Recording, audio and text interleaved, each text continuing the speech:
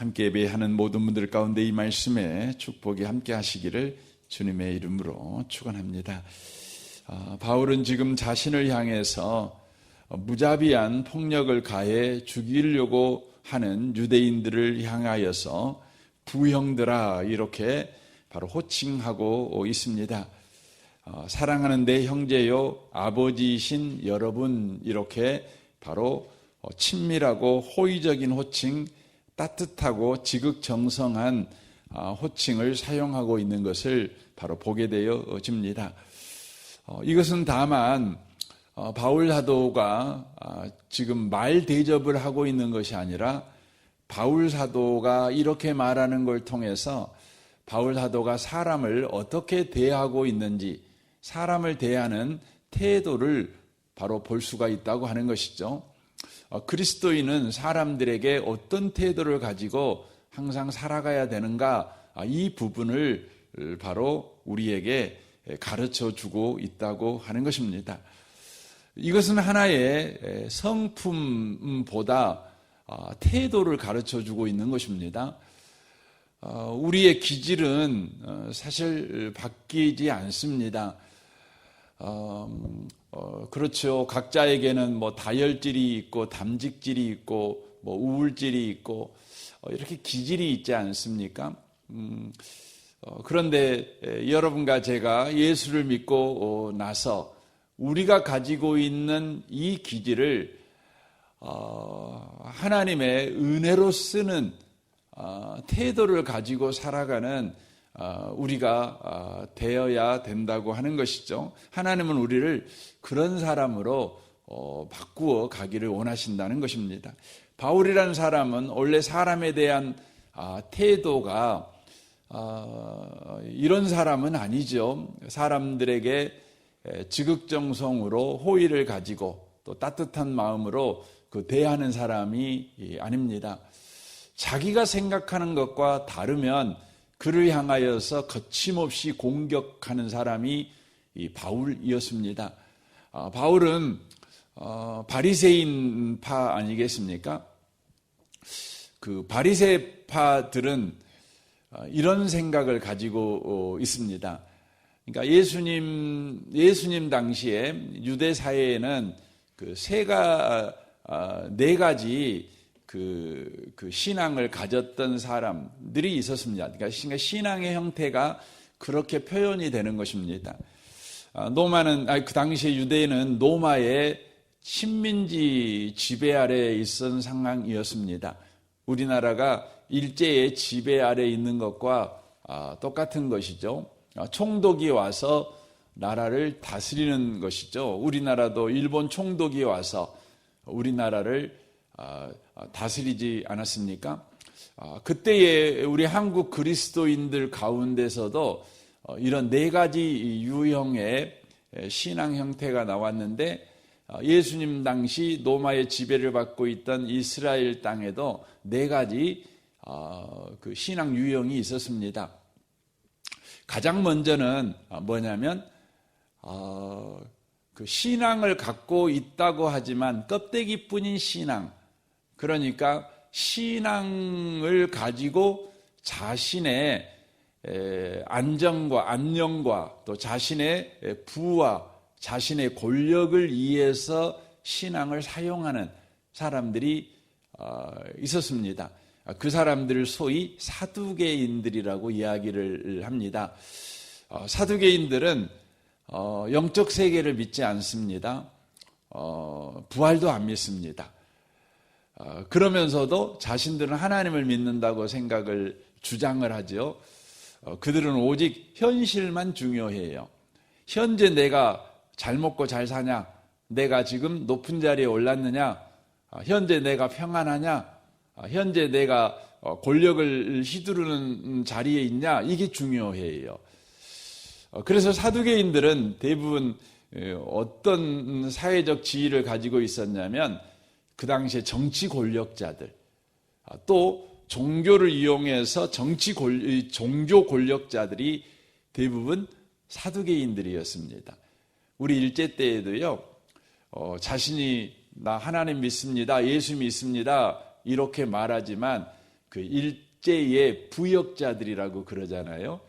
그래서 신사참배도 그냥 교회가 결정해가지고 예배 드릴 때에 가장 먼저 뭐 하냐면 동쪽을 향해서, 이제 우리나라에서 보면 일본이 동쪽에 있지 않습니까? 동경 그러잖아요. 동경.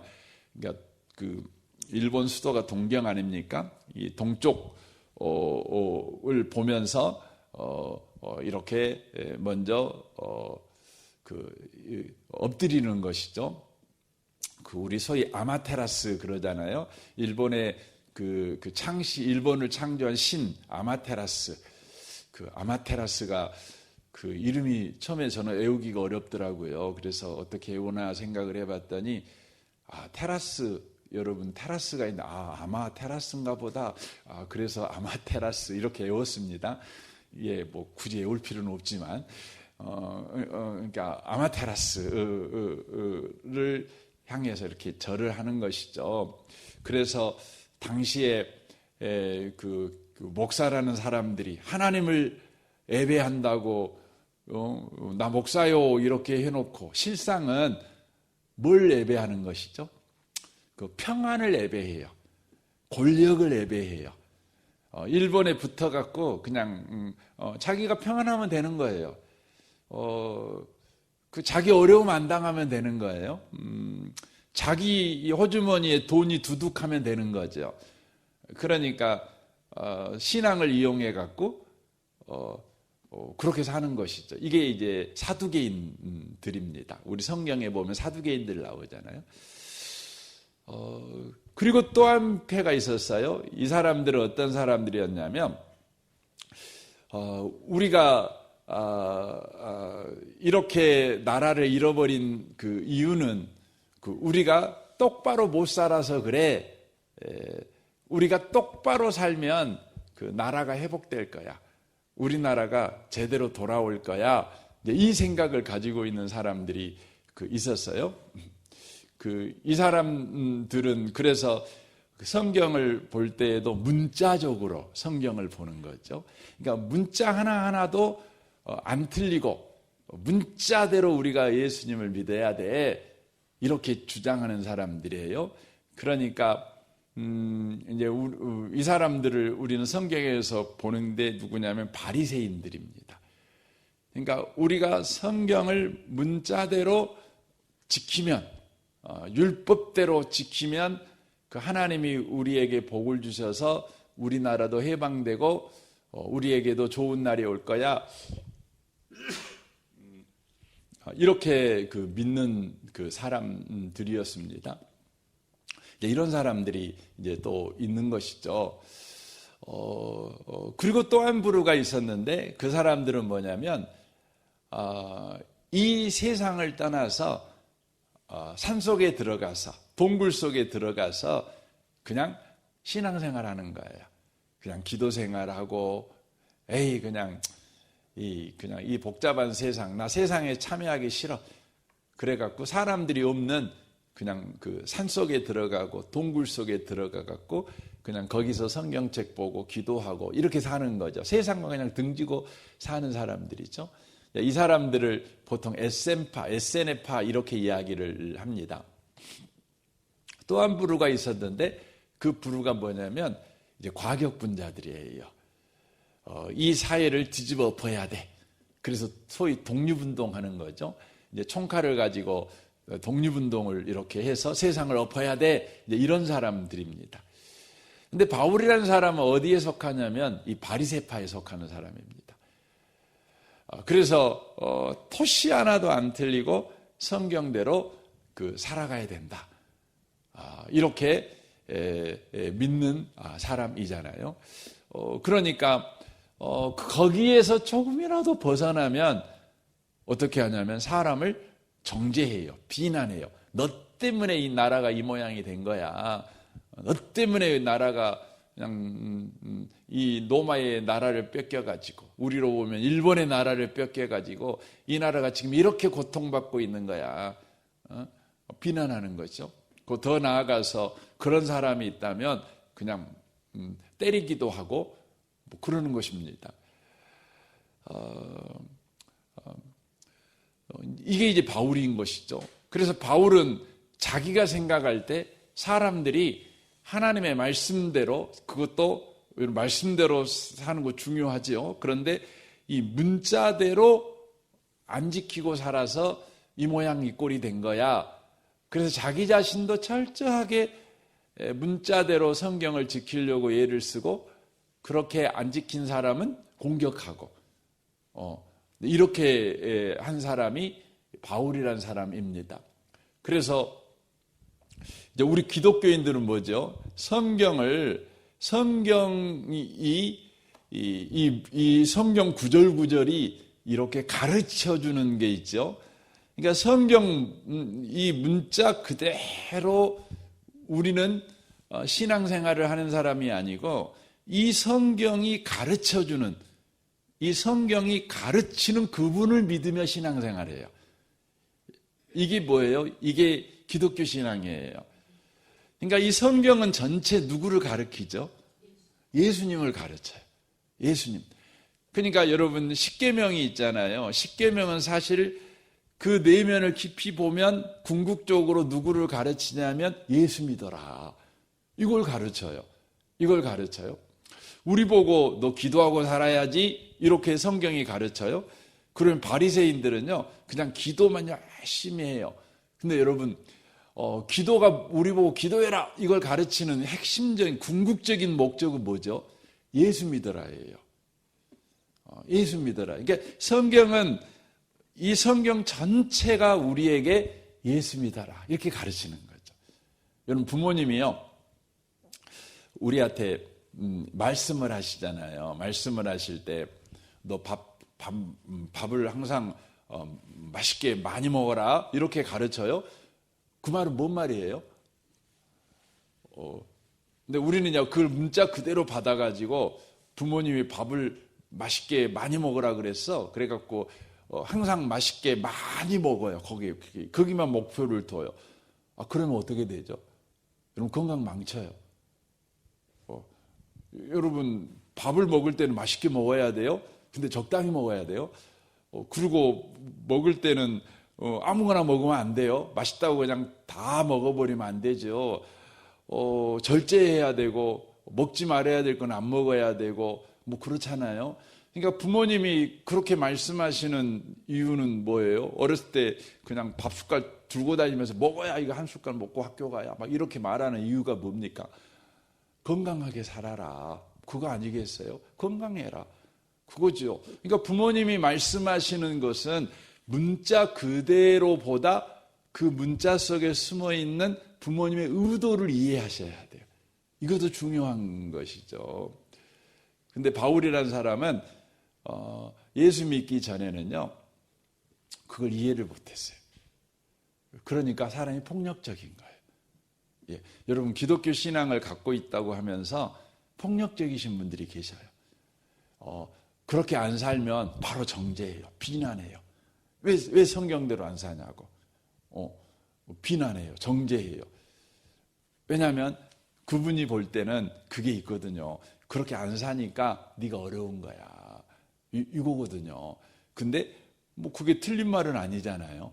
하나님 말씀대로 안 사니 그렇게 사는 거죠. 그런데 그 말씀대로 살아가는 것이 뭔지 디테일하게 이렇게 파고 들어가 보면 그분은 율법적인 거예요. 우리는 복음이에요. 그래서 성경은요 다 이거 해라 이걸 가르치잖아요. 이거 하고 이거 하지 말아라 이렇게 가르치잖아요. 근데 그 하지 말라 해라 이게 뭐냐면 우리에게 복음의 소식을 가르쳐줘요. 예수 믿어라.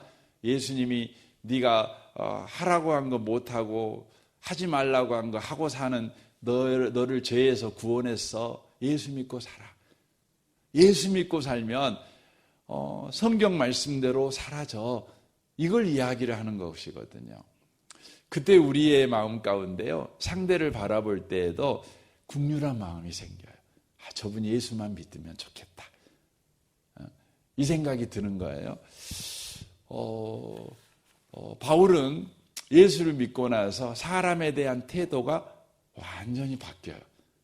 완전히 바뀌어요. 그래서 여러분 사도행전을 쭉 읽어보면 바울 사도가 그렇게 많은 고난을 받습니다. 말할 수 없는 고난을 받아요. 그럼에도 불구하고 바울은 한 번도 보복해 본 적이 없어요. 한 번도 그 사람을 원망해 본 적이 없고 비난해 본 적이 없어요. 다만 그들을 향해서 축복해요. 기다려요. 불쌍히 여겨요. 하나님 앞에 은혜를 구해요. 이게 바울의 다예요. 복음을 전해주는 거죠. 사랑하는 성도 여러분, 우리 하나님은 오늘도 저와 여러분에게 그런 그 놀라운 인생을 살아가라고 예수를 믿는 은혜를 우리에게 허락하신 것입니다. 이 사람의 태도를 우리는 이제 온유라고 이야기를 할 수 있는 것이죠. 여러분, 온유라는 말은 그 마음이 참 부드럽다 이런 의미로 우리는 보통 쓰잖아요. 참 마음이 부드러운 사람이야. 하지만 성경에서 그 온유라는 온유는 더 적극적으로 기다리는 마음이라고 말을 하는 게 더 맞습니다. 기다리는 마음이에요. 뭘 기다려요? 그에게 하나님의 은혜가 임하기를 기다리는 마음이에요. 기다려주는 거죠. 여러분, 부모님들은 자녀에 대해서 온유해야 부모 노릇을 잘할 수 있죠. 애에게 하나님의 은혜가 임하기를 기다리는 거죠. 기다리는 거죠. 부모님에게는 이 마음이 있어야 부모 노릇 하는 거 아니겠어요? 제가 최근에 TV를 보다가 깜짝 놀랐는데 어린 자녀에게 뭔 일을 시키든지요, 어린 자녀가 그걸 빨리빨리 또 똑바로 못하면 곧바로 욕을 막 하는 거예요. 욕하는 거죠. 이게 습관이 돼 있어요. 그래서 그냥 막 10분 안에 욕을 10번, 20번 막 하는 거예요. 근데 자신이 그렇게 욕하는 줄 몰라요. 그리고 비디오를 보여줬더니 그 사람이 변명을 하는 거죠. 애 키우면서 자식한테 욕하는 사람이 있으면 나와봐, 이런 식이에요. 다 부모들은 자식 키울 때 욕하고 키운다는 거죠. 욕하고 키운다는 거죠. 근데 여러분, 그건 심각한 거죠. 부모님도 사람이라 욕할 때도 있겠죠. 부모에게 뭐가 없는 거죠? 하나님의 은혜가 임하기를 기다리는 마음이 없는 거죠. 애가 자라면, 애가 시간이 더해감에 따라 하나님의 그 은혜가 이 아이를 정말 귀한 아이로 만들어 갈 거라는 그 기다리는 마음이 없는 거죠. 이게 우리에게 꼭 필요한 마음이라는 것입니다. 오늘 하루를 살아가면서도요, 참 그 못마땅한 사람들이 많이 있잖아요. 우리를 너무너무 화나게 하는 사람도 많이 있고, 우리를 불편하게 만드는 사람도 있을 것이고, 그때마다 하나님의 은혜를 기다리는 마음이 저와 여러분에게 그 사람을 대하는 태도로 그렇게 꼭 있었으면 좋겠습니다. 왜냐하면 하나님께서 저와 여러분을 바로 기다려주심으로 은혜가 임한 것이기 때문에. 어떤 분이 이런 질문을 하더라고요. 자기는 기독교인이 안 되는 이유 중에 하나가 뭐냐면, 하나님이 그렇게 전능하시고 하나님이 그렇게 우리를 구원하기 원한다면 이 더러운 세상에서 이 세상을 얼른 끝내버리고 그냥 우리를 구원해버리면 될 것인데, 왜 이렇게 예수님이 오신 지 벌써 2000년이 지났는데 이 세상이 지금까지 이렇게 전속되게 하냐 이거예요. 왜 하나님이 전능하시고 하나님이 우리를 구원하기를 원한다고 하면서 왜 이런 세상을 이대로 두냐고. 그래서 자기는 생각할 때 성경은 거짓말이고 하나님은 안 계시는 것 같다고. 그래서 나는 못 믿겠다고. 이렇게 말하는 분이 계시더라고요. 제가 그 방송에 얼른 뛰어들어가 갖고 제가 성경을 얼른 펴주고 싶었어요. 히브리서에 보면 왜 그러냐? 한 사람이라도 구원받게 하려고 하나님이 늦추시는 거죠. 늦추시는 거예요. 초대교회 성도들한테도 그런 원망이 있었어요. 하나님 너무 힘들어요. 얼른 우리 구원해 주세요. 왜 이렇게 늦습니까? 왜 이렇게 하나님은 늦게 옵니까? 여러분, 유대인들이 히틀러에 의해서 여러분 그렇게 죽어갈 때 그들이 하나님한테 원망하면서 말했던 이야기가 뭐냐면 하나님은 우리를 구원하시는 분이라는 걸 알아요. 그런데요, 너무 늦어요. 너무 늦어요. 이렇게 하면서 죽어갔어요. 너무 늦으셔요, 하나님. 왜 하나님은 그렇게 늦으실까요? 그 이유는 뭐냐면 한 명이라도 더 구원하시려고 늦으시는 거예요. 하나님이 온유하셔요. 늦으시는 이 하나님의 마음을 우리가 알고요, 하나님의 은혜가 임하기를 기다리는 마음으로 우리는 사람을 대해야 된다는 것입니다. 오늘도 저와 여러분에게 이 온유의 마음을 가지고 사람을 대하는 은혜로운 하루, 그런 복된 하루가 되어지시기를 주님의 이름으로 축원합니다. 아멘. 우리 같이 기도하겠습니다.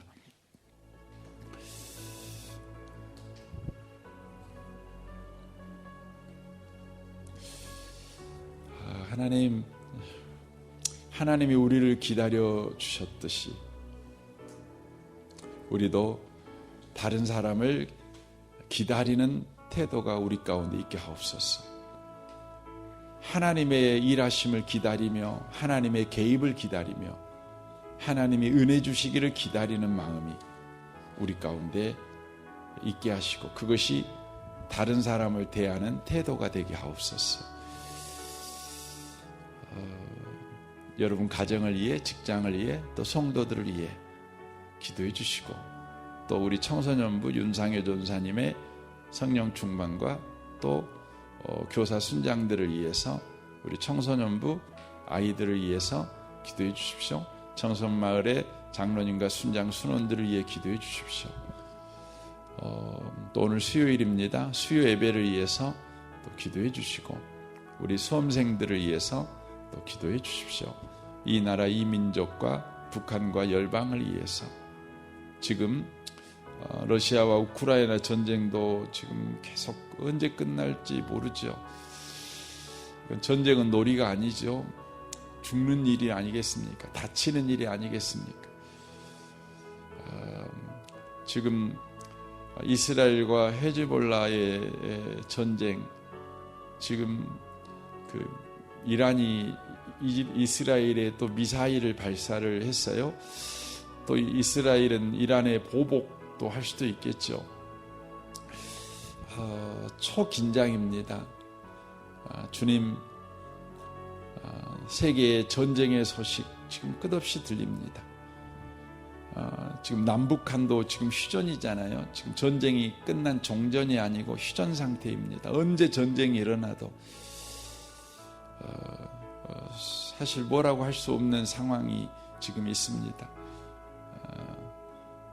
또 중국과 대만도 그렇죠. 언제 전쟁이 일어날 알 수가 없습니다. 주님, 이때에 우리 그리스도인들이 더욱 하나님의 말씀을 붙잡고 말씀대로 되어져가는 세상 속에서 말씀을 의지하여 살아가는 우리가 되게 해 주십시오. 전 세계에 속히 주님 평화를 허락하십시오. 영혼 구원의 사건이 계속해서 일어나게 하십시오. 여러분 전 세계를 품고 특별히 여러분 이 아침에 좀 기도해 주시면 좋겠습니다. 우리 좋으신 주님께 통성으로 우리 구하겠습니다. 기도하겠습니다. 하나님 아버지 감사합니다.